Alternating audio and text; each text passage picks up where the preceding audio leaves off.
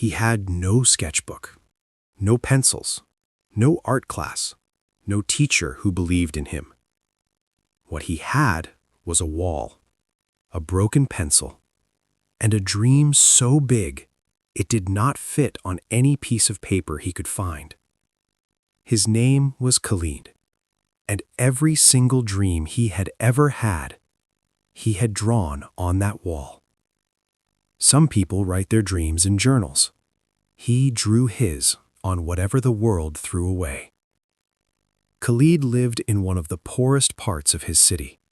There was never quite enough of anything. Not money, not space, not quiet.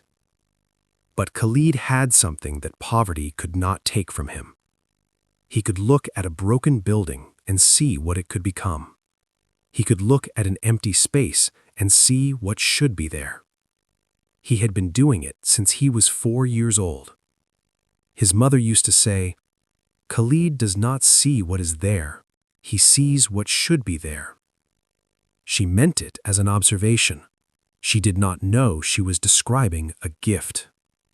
"Khalid, this is exceptional. Where did you learn to draw like this?"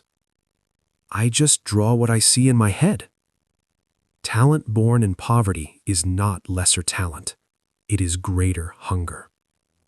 When Khalid was 13, he found a book in the school library about famous buildings. He read it so many times that the cover fell off. The librarian eventually gave it to him because no one else ever took it out. He did not just want to draw anymore. He wanted to build. He wanted to design spaces where people felt something, where a room could make a person feel safe or inspired or free. He wanted to be an architect. Architect, that is a university degree, years of study, a lot of money, Khalid.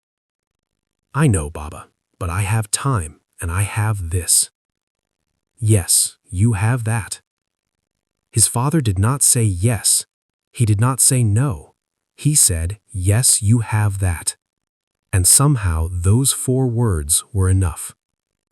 A dream does not need permission. It only needs one person who does not tell you to stop. At 15, Khalid found out about a national youth architecture competition. The prize was a scholarship to a prestigious summer design program, the kind of opportunity that could change everything. There was one problem.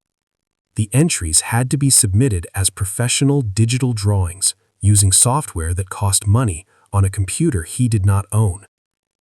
"The school computers are locked after 4 p.m. I cannot give you access, I'm afraid." He could have stopped there. The obstacle was real. He had no computer, no software, no money, no access. Every practical door was closed. But here's the thing about people who have been drawing their dreams on torn paper since they were 4 years old. They are very good at working with what they have. The obstacle is never the real problem. The question is always, what do you do next? Khalid went to the only place in his neighborhood with computers. A small internet cafe run by a man named Mr. Tariq. "I cannot pay for the full time I need, but I can clean the cafe every morning before school for 1 month. And I need to use the computer for 2 hours every evening after you close." "What are you building, son?" "My future." "You clean, you build. Deal." For 4 weeks, Khalid cleaned that cafe every morning before the sun came up. Then he went to school. Then he came back at night and taught himself a professional design program from free tutorials on the internet. He had never used it before. He made 100 mistakes. He fixed every single one. When you cannot afford the tools the world uses, build your own path to them. The night he submitted his entry, Khalid sat in that small internet cafe after everyone had gone home. He looked at his drawings on the screen for a long time. They weren't perfect, but they were completely his.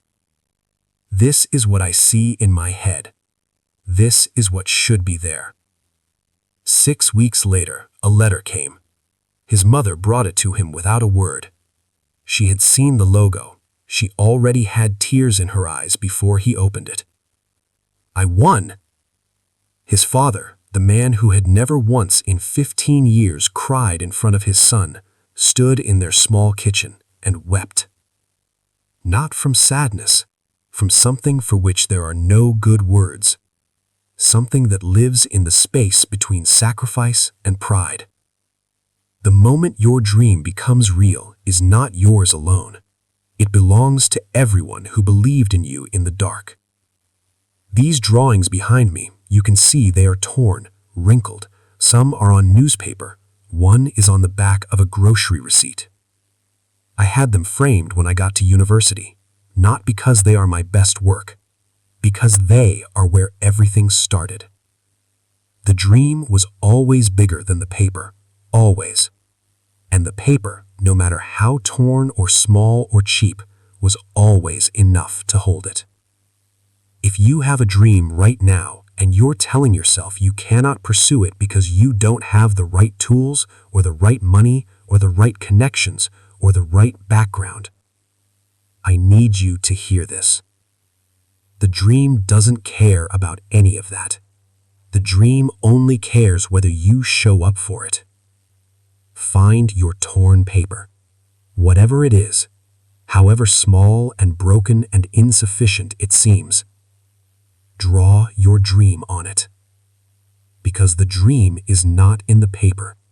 The dream is in you.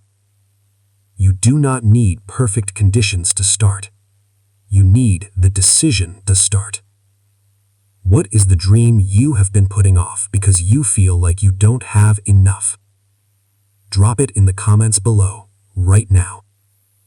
I want to read every single one. And if this story found you today, share it with someone who needs to be reminded that the conditions will never be perfect. The time to start is now. Subscribe to Rise Tales for a new story every week. Because somewhere, right now, someone is drawing their dreams on torn paper. And they need to know that it is enough. This is Rise Tales. Real lessons. Animated lives. And your story? It starts right now.